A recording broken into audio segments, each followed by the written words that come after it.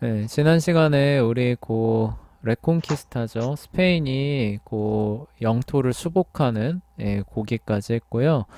그다음에 이제 중세 막바지에 이제 사회상의 변화를 살펴보도록 할게요. 자, 중요한 이제 부분은 뭐냐면은 무역이 증가하면서 도시가 성장했다라고 하는 부분이에요. 이 얘기는 뒤집어서 이야기를 하면은 중세 시대에는 무역이라고 하는 게 변변치 못했다라는 얘기가 되겠죠. 그쵸? 네, 네, 그러니까 서로 사고 팔고 이런 것들이 그렇게 변변치 않았고, 그리고 저기 도시라고 하는 것도 그렇게 많지 않았다는 거예요. 영주들의 영지가 있고, 그쵸? 예, 장원이라고 하는 거 기억나시죠? 그쵸? 예, 장원이 있고 거기에 이제 형성된 그런 형태의 이제 거주지가 있었지. 이렇게 도시라 그래가지고 그 안에 뭐라고 해야 되나요? 이렇게 하여간 예, 그런 어떤 대도시라고 할 만한 그런 부분들은 적었다는 거죠, 그렇죠?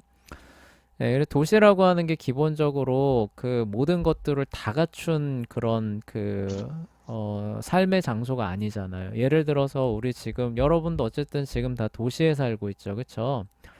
여러분들 도시에서 뭐 이렇게 뭐 대규모 농지나 이런 거 볼 수 있어요? 농지나 산지 막 이런 거 볼 수 있나요? 이런 거 아, 보기 어렵잖아요. 그쵸? 네, 중세 장원 같은 거 보면 어때요? 대부분이 농지나 산지잖아요. 그쵸? 예, 거기서 자급자족하는 이런 형태로 돼 있고, 기본적으로 도시라고 하는 경우는 그 형태는 그런 게 아니죠. 그래서 거기에서 사람들이 이제 모여서 이제 살아가면서 이제 뭐예요? 필요한 것들을 주변에 장소로부터, 그쵸? 예, 들여오고, 그리고 거기서 또 내가고, 예, 이런 식의 어떤 그 활동이 활발히 일어나면서 어떤 그 필수품들을 조달하는 그런 데가 도시잖아요. 예, 네. 그런 어떤 그 삶의 장소가 이제 중세 말기로 접어들면서 새롭게 등장을 한 거예요. 이전에는 장원이라고 하는 영주가 있고 그 밑에 기사가 있고 평민이 있고 그리고 평민이 있고 농노죠, 그쵸? 그 땅에 부속된 이런 형태로 주로 이루어졌던 반면에 이제는 도시라고 하는 새로운 삶의 형태가 등장을 하게 되는데 그게 등장하게 된 중요한 요인이 무역이 증가했다는 거예요.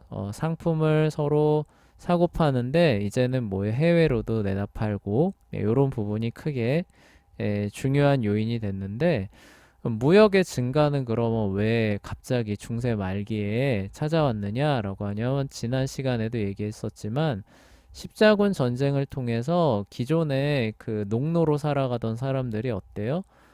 이게 엄청난, 그쵸?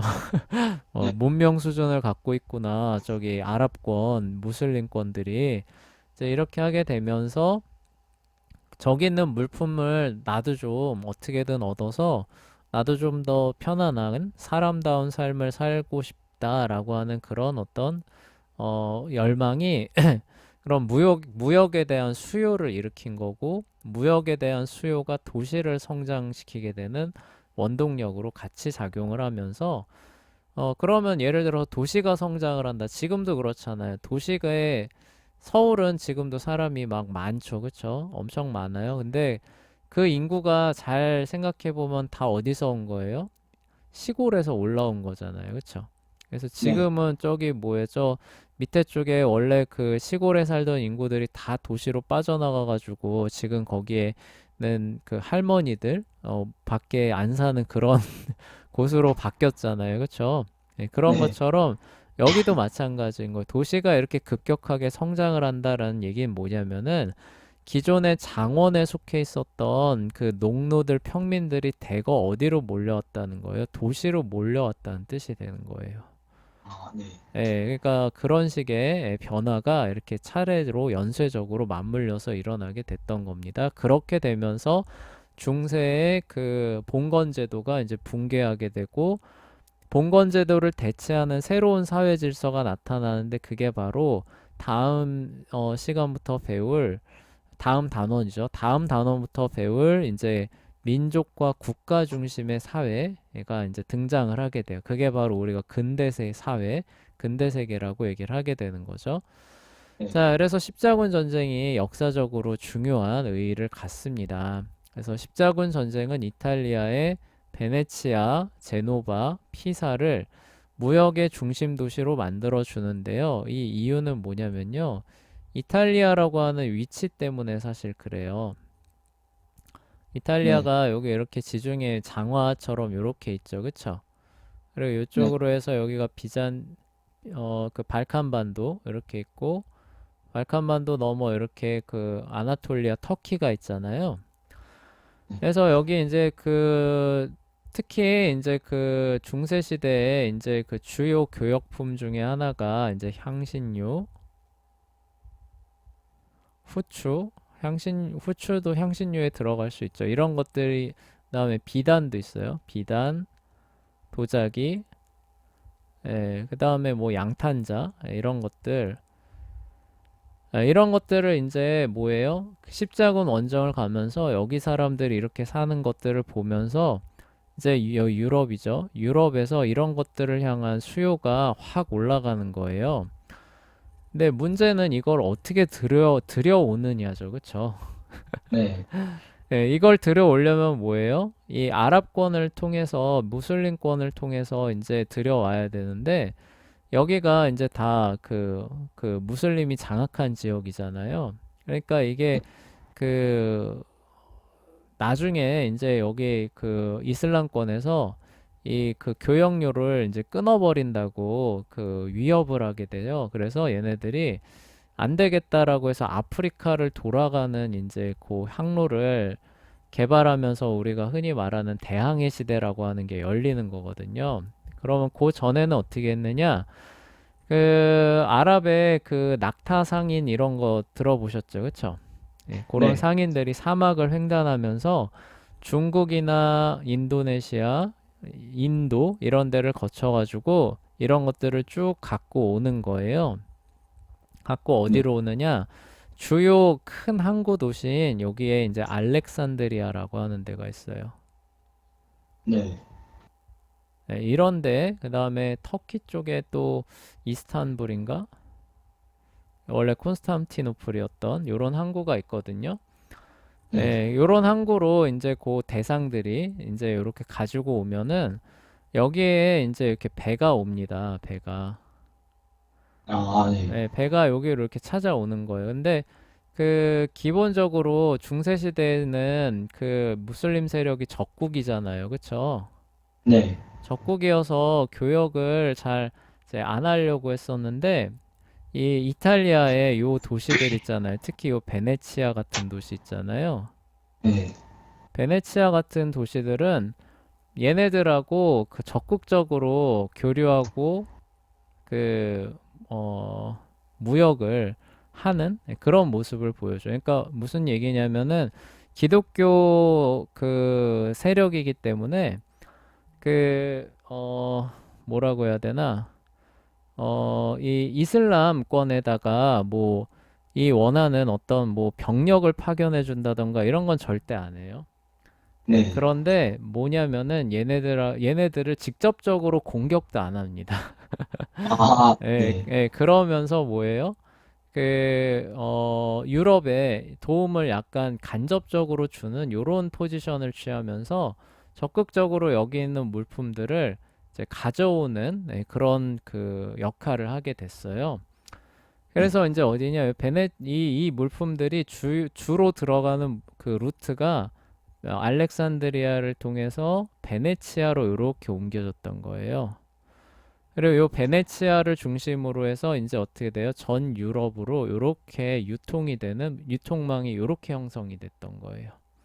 네. 네, 그리고 베네치아 같은 경우는 이제 여기가 사실 그 원래 석호라고 그래가지고 약간 좀 소금기 섞인 그런 호수 도시였어요. 그래서 지금도 베네치아 가면은 이런 물길에 이렇게 조그만 배 타고 막 지나다니는 모습 볼 수 있거든요. 네. 네, 그러다 보니까 여기는 애초에 뭐 농사를 짓는다거나 이런 게 불가능한 지역입니다. 그 도시 자체가. 네. 그래서 처음부터 굉장히 그 바다로 나와서 교역이나 이런 것들에 힘을 쏟을 수밖에 없었고요. 이제 그러다 보니까 이제 십자군 전쟁쯤 할 때쯤 되면은 굉장히 해상 운송이나 이런 부분에 있어서 거의 이제 1인 국으로 올라서게 돼요. 그래서 그 십자군 전쟁 있었을 때 이렇게 배 있잖아요. 그쵸? 타고 간 배 있잖아요. 그 네. 배가 대부분 다 베네치아 소속입니다. 베네치아 소속의 배를 타고 이렇게 넘어갔고, 그리고 베네치아는 거기서 직접 가담은 하지 않지만, 십자군에 직접 가담하지 않지만, 이렇게 사람들 실어주고 운송료를 받는 또 요런 아, 포지션을 취하고, 예, 그리고 이제 한편으로는 이렇게 그 물품들을 이제 들여와가지고 유럽에 유통시키는 그런 중심 허브로서 자리를 잡게 돼요. 요런 이제 상태가 이제 유지가 되다 보니까 이제 중세 말기로 이제 접어들게 되면은 이제 요 세 도시예요. 베네치아, 제노바, 피사라고 하는 요 도시가 다 이탈리아의 항구 도시들이거든요. 요 도시가 큰 이제 도시로서 형성이 되기 시작한 겁니다. 그러니까 왜 이들 도시가 더 큰 도시가 됐냐면은 아까 말했던 것처럼 이제 그런 거죠. 이런 물품 어디서 나냐라고 하면은 유럽 사람들은 다 어딜 가리키는 거예요? 이런 도시들을 가리키는 거죠. 그렇죠? 그러니까 네. 야, 이거 어디 가서 구할 수 있냐? 야, 이렇게 좋은 거, 놀라운 거 어디서 난 거냐? 그럼 저기 베네치아에 가면은 베네치아가 베니스인 거 아시죠? 영어로. 그래서 예, 네. 베니스의 상인 하면은 거기서 그 배 띄우잖아요. 그쵸? 예, 그런 거 생각하시면 이해가 쉬울 거예요. 베네치아에 있다. 그러면은 이제 그 사람들이 어떻게 되는 거예요? 그럼 베네치아로 가자. 그쵸? 여기서 사람답지 못한 삶을 살지 말고 거기 가면 뭐라도 할 수 있겠지 하면서 베네치아로, 제노바로, 이렇게 네. 사람들이 계속 몰려드는 거예요. 예.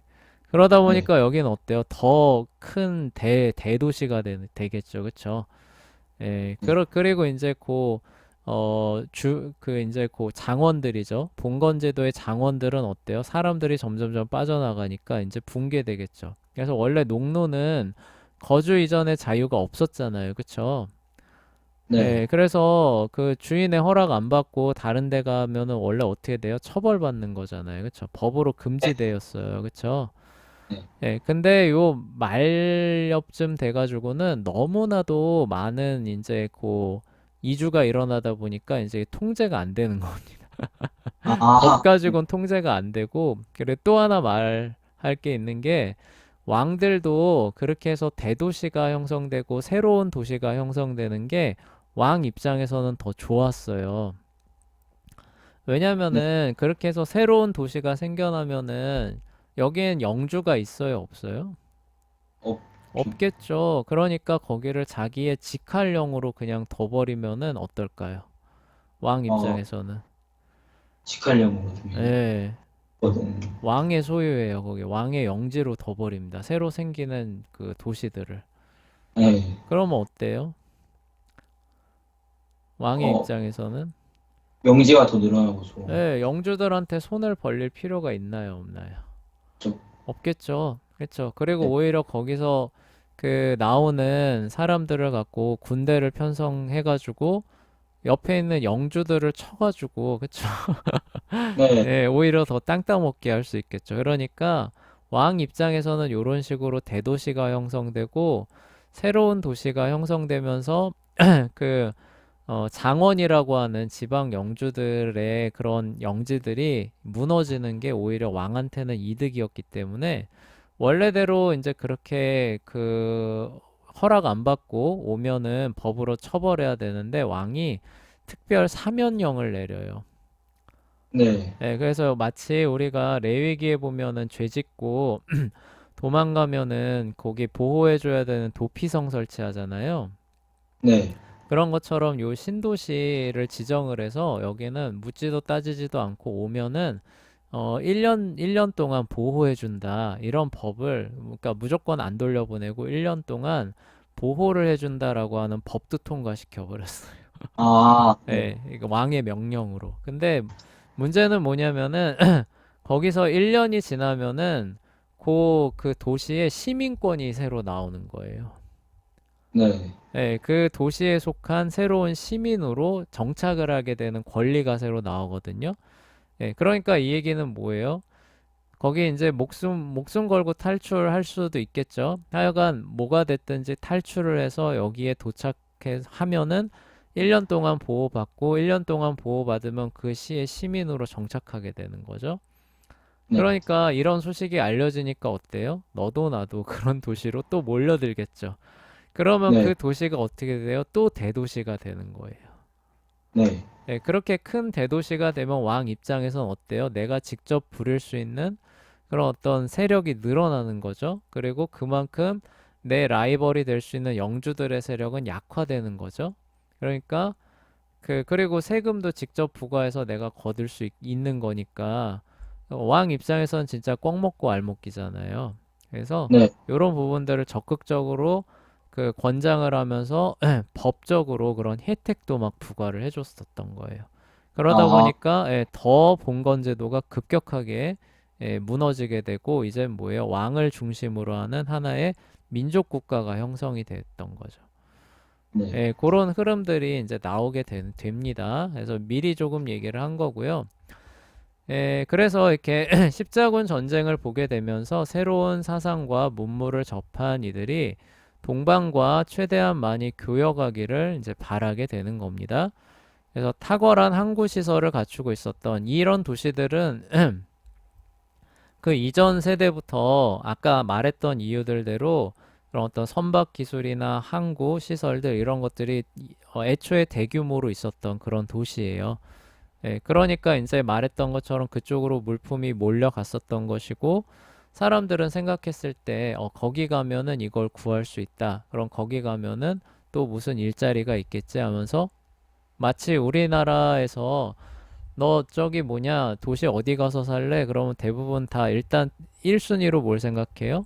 서울. 그죠? 아, 네, 네. 서울부터 생각하잖아요. 그런 거랑 비슷한 효과가 일어났던 겁니다. 네. 그래서 이들 도시가 그렇게 됐던 이유가 중국과 인도의 상품을 들여온 거예요. 유럽 전역으로 퍼져나게 하는 물류 창고의 역할을 감당 중이었었기 때문입니다. 그래서 이 일이 가능했었던 이유가 얘네들은 거래적인 측면에서 또 그, 어, 그 무슬림이죠. 그쵸? 거기들하고도 굉장히 그 거래가 활발하게 일어나서 절대 뭐 적국이니까 거래를 끊고 이렇게 또 안 했습니다. 네. 굉장히 실리적인 사람이었기 때문에 나는 기독교 일원이긴 하지만 얼마든지 그쵸? 가서 이렇게 거래할 수 있다 해서 활발하게 교역을 또 했었고 그렇게 하지 않으면 또 먹고 살기 어려운 그런 재반 환경을 갖고 있었어요. 네. 자, 그래서 이제 요런 것들이 이제 갖춰져 있는 상황에서 그런 변화가 이렇게 불어오니까 사람들이 너도 나도 그쵸? 거기로 이제 몰려들게 됐던 것이고 네, 그런 과정에서 이제 예전에는 없었던 시장이라고 하는 게 이제 설립이 되게, 그러니까 나타나게 돼요. 네. 우리도 뭐 5일장, 10일장 요런 거 많이 들어보셨죠?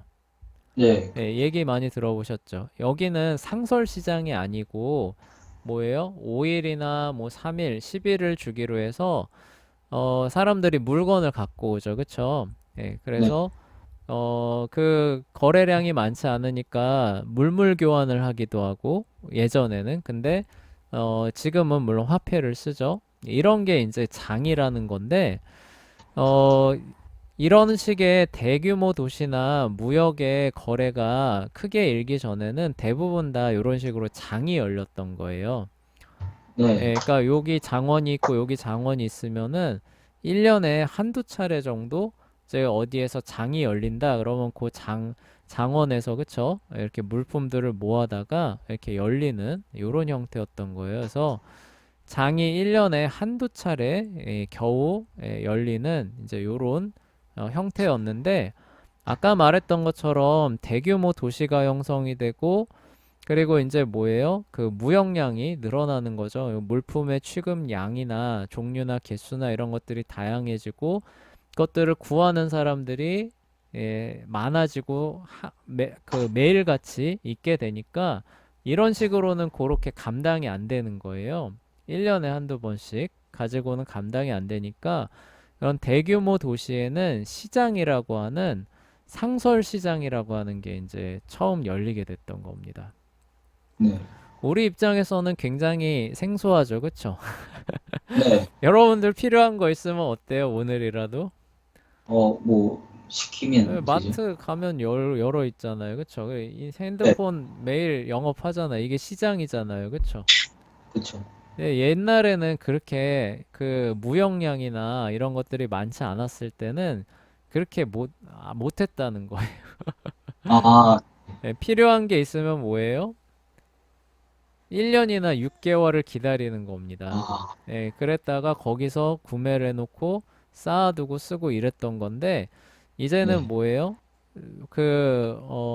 대규모 도시가 아까 말했던 것처럼 형성이 되고, 사람들 수요도 늘어나고, 뭐, 이제 이런 상황이 오다 보니까 매일같이 그것을 사고 팔 수 있는 그런 어떤 필요성들이 생기죠. 그래서 상설 시장이라고 하는 게 열리게 됐던 거예요. 네. 그렇게 되다 보니까 상인이라고 하는 새로운 직업이 나타나게 됐던 거예요. 그러니까 1년에 한두 차례밖에 열리지 않는 장에서 물건을 내다 팔아서 거기서 나오는 이윤을 갖고 먹고 산다는 가능할까요? 불가능할까요?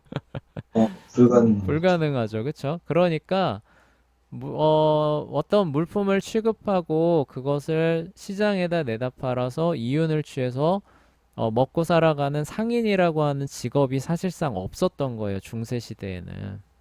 네. 근데 이런 식으로 도시가 생겨나고 시장이 형성되니까 매일 사고 팔 수 있게 되죠. 그러니까 거기서 좋은 물품을 취급해서 내다 팔아서 그것만 전문적으로 취급하는 직업이라고 하는 상인이라고 하는 사람들이 생겨납니다. 네. 그런데 이 상인이라고 하는 사람들이 이제 아까 말했던 것과 같은 이게 이제 수요는 많고, 그쵸? 이윤이 많이 남는 이런 것들을 많이 취급할 거 아니에요. 뭐 후추, 향신료, 도자기 이런 거 인기 상품이잖아요. 그쵸? 네. 그래서 그런 것들 이제 그래서 그 베니스의 상인에서도 이렇게 배를 하나 띄우잖아요. 그쵸? 물론 거기는 이제 이렇게 돌아가는 거지만 근데 하여간 뭐 폭풍우나 해적을 피해서 한 척만 돌아와도 어때요? 그냥 모든 빚을 다 갚고도 몇 네. 배나 남을 수 있는 그런 어떤 그, 이득을, 막대한 이득을 얻을 수 있잖아요. 그러니까 네. 그런 상황이 펼쳐졌던 겁니다. 상인이라고 하는 직업도 그래서 생겨난 거예요. 그러니까 네. 여기 시장이 형성돼 있고 이런 것 여기 있는 사람들은 높은 값을 주고서라도 그런 것들을 사려고 하니까 저기 아랍권에 가서 배를 띄워가지고 무사히 그런 것들을 구입을 하고 해적이나 풍랑을 피해서 도착하기만 하면 어때요? 그게 안 팔릴 걱정은 없는 거죠, 그쵸? 네. 순식간에 다 팔 수 있고 그러면은 내가 들인 돈의 몇 배, 몇십 배를 얻을 수 있다. 이제 이렇게 되는 거죠, 그쵸? 네. 그래서 항상 그런 부분들을 취급하는 상인이라고 하는 계층이 등장하게 되는데 이게 이제 이쪽으로 그 아까 말했던 새롭게 이제 등장하는 그런 부가 이 사람들한테 쏠리게 되는 거예요. 네. 그래서 우리가 흔히 뭐 부르주아, 중인층 이렇게 얘기를 하잖아요. 그런 사람들이 요 상인 계층을 통해서 근대 시대 때 이제 처음 모습을 드러내기 시작했던 거죠. 네. 귀족은 아닌데도 그런 경제력을 바탕으로 해서 큰 영향력을 끼치게 되는 사람들이 요렇게 등장하게 되는 겁니다. 네. 그리고 이제 그 소도시 사람들도 그쵸? 예전에는 자급자족이에요. 그쵸? 이전에는 내가 쓰기 위해서 대부분 집에서 조금 조그맣게 만드는 겁니다. 그러다가 조금 많이 남았 써요. 예, 그리고 필요한 게 있어요. 그럼 뭐예요? 반년에 한 번씩 열리는 장을 기다려서 거기다 갖다 놓고 이제 뭐 물물 교환을 하든지 이제 이렇게 했을 거 아니에요. 근데 이제 이런 식의 대규모 도시가 생겨나고 상인들이 매일같이 물품을 취급하니까 소도시 사람들도 아, 그 상인이 좋은 그 물품만 있으면은 언제든지 와서 사간다는 걸 알잖아요. 마치 네, 오늘날의 농촌이 어때요? 오늘날의 농촌이 그 뭐냐 미리 계약을 하잖아요. 그쵸? 상인 네, 그 유통업체하고 그쵸? 내가 이만한 면적에서 이만큼 재배를 하니까 나중에 얼마의 가격에 이거 가져가시라 라고 하면서 계약하고 계약 재배한다고 하잖아요. 그쵸? 그 네, 사람들도 뭐예요? 상인한테 팔 목적으로 그런 농산물을 만들어내잖아요. 그쵸? 상인은 뭐예요? 그걸 가져다가 시장에다 팔 목적으로 현지를 다니면서 좋은 어디 물품 없나 이렇게 보는 거잖아요. 네, 예, 그런 것처럼 여기 이 새로 생겨난 상인 계층들도 같은 활동을 벌였던 거죠. 이 당시에 소도시 사람들도 예전에는 자급자족하는 측면에서 물품을 만들어냈는데 이제는 뭐예요? 상인이라고 하는 사람이 있어서 좋은 물품만 있으면은 좋은 값을 주고 이 사람들이 사간다는 거예요. 이걸 알게 되니까 뭐예요? 이 사람들한테 팔아넘길 납품할 목적으로 이제는 뭐예요? 어, 그, 마치 소규모 공장처럼 예, 네, 그걸 돌리기 시작했다는 네, 네, 그 차이가 무슨 차이인지 아시겠죠? 그쵸? 그러니까 네, 예전에는 이걸 팔 목적으로 만드는 게 아니에요. 네, 예전에는 애초에 그 네, 규모가 작기도 했고 자기 집에서 조금 쓸만한 것들을 이렇게 쓰면서 부족한 것들을 좀 교환한다 이런 거였는데 이제는 어떻게 상인이라 대규모 도시와 무역 활성화 상인이라고 하는 계층이 생기니까 이제는 소규모 도시의 그런 어떤 그 사람들도 내다 팔 생각으로 자기의 집안의 그런 어떤 산업을 돌리기 시작했다는 거예요. 거기에 네, 맞춰서. 예, 그래서 네, 이제 요런 변화가 이게 이제 나중에 산업의 그런 어떤 그 기초 그 성질을 바꾸는 거예요. 네, 중세라고 했을 때 산업이 뭐예요? 기본적으로 아까 말했던 것처럼 자급자족인 거예요. 내가 필요한 부분들을 내가 해결하는 거죠. 그렇죠? 그러니까 뭐예요? 소규모로.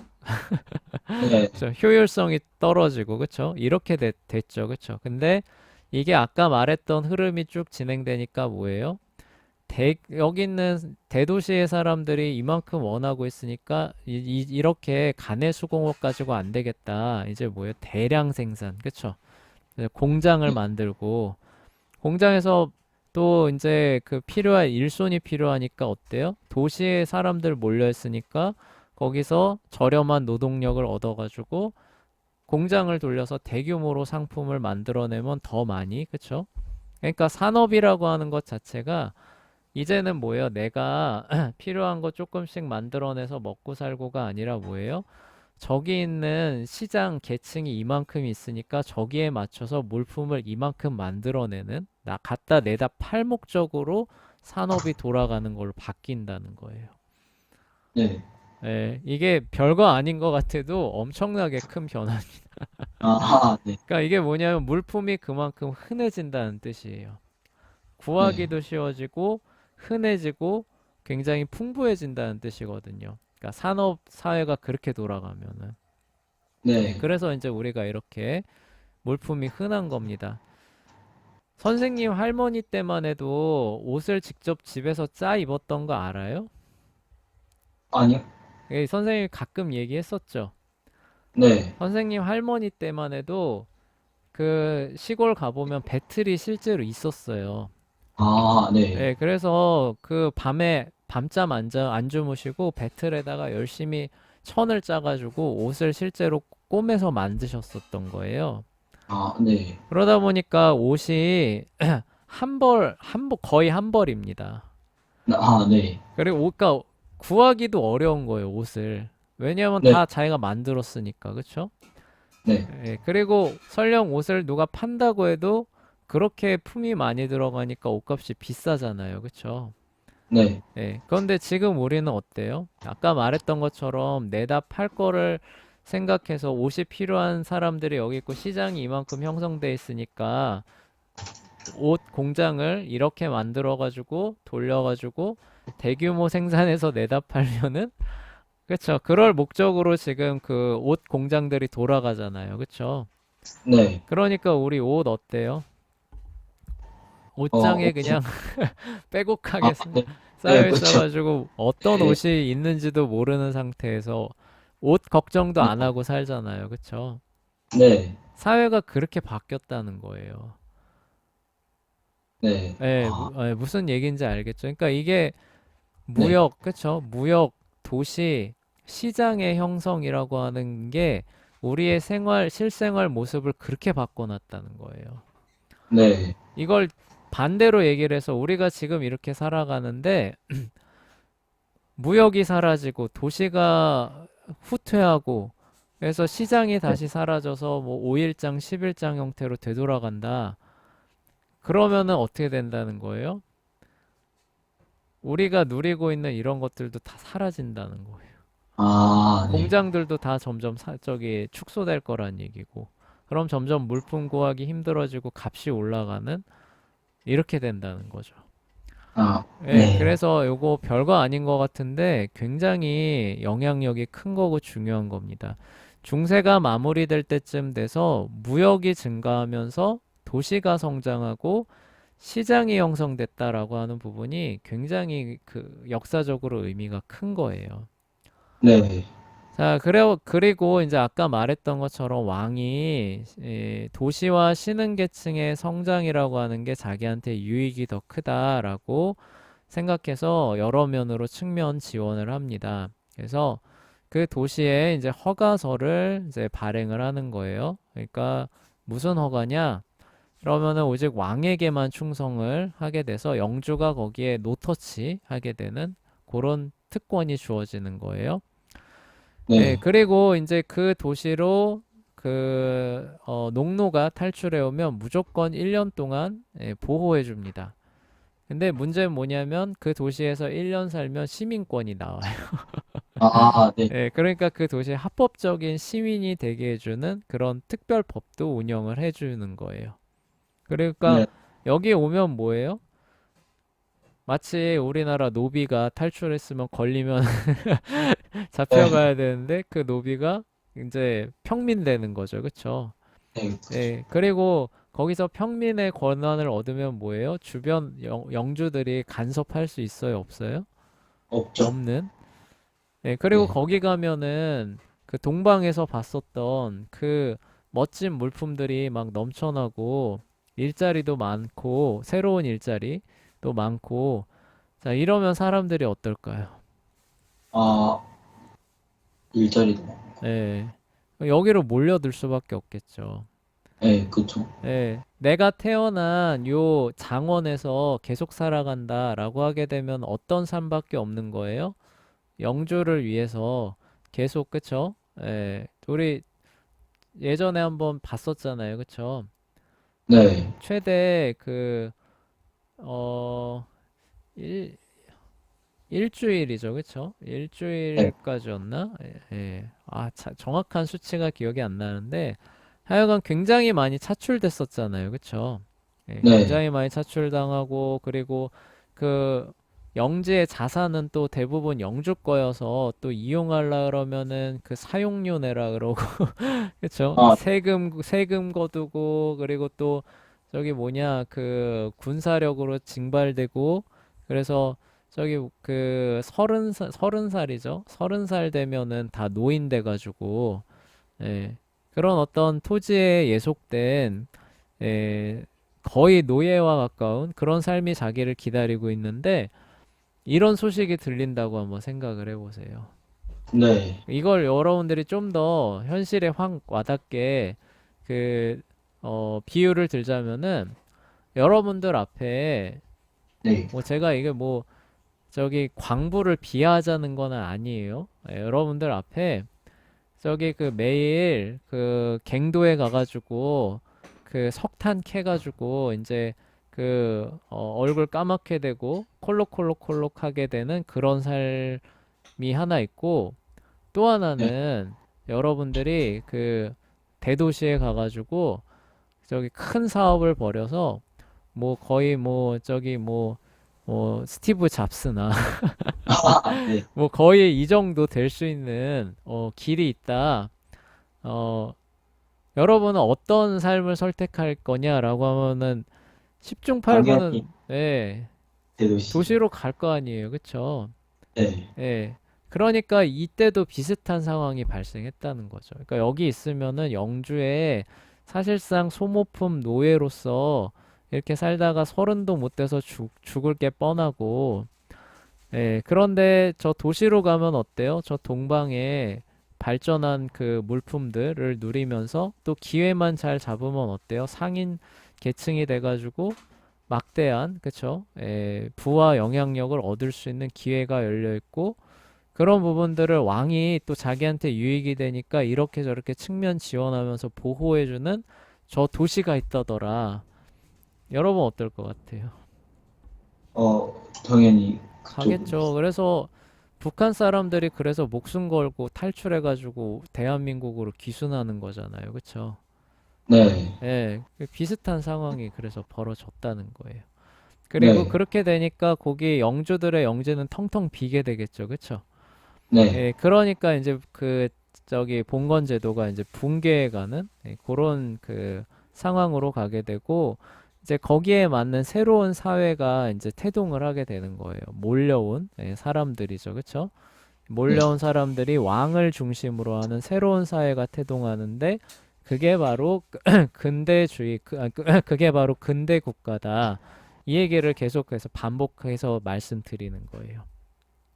네. 그래서 근대 국가를 탄생시키게 한 굉장히 중요한 요인이 무역의 증가, 도시 성장, 그다음에 시장의 형성으로 상인층이라고 하는 계층이 출현했다. 이 부분이 굉장히 중요한 요인이라는 거죠. 네. 자, 그래요. 오늘은 여기까지 하고요. 다음 시간에 또 우리가 알고 있는 근대 사회가 또 어떻게 이렇게 출현해 나갔는지 함께 살펴보도록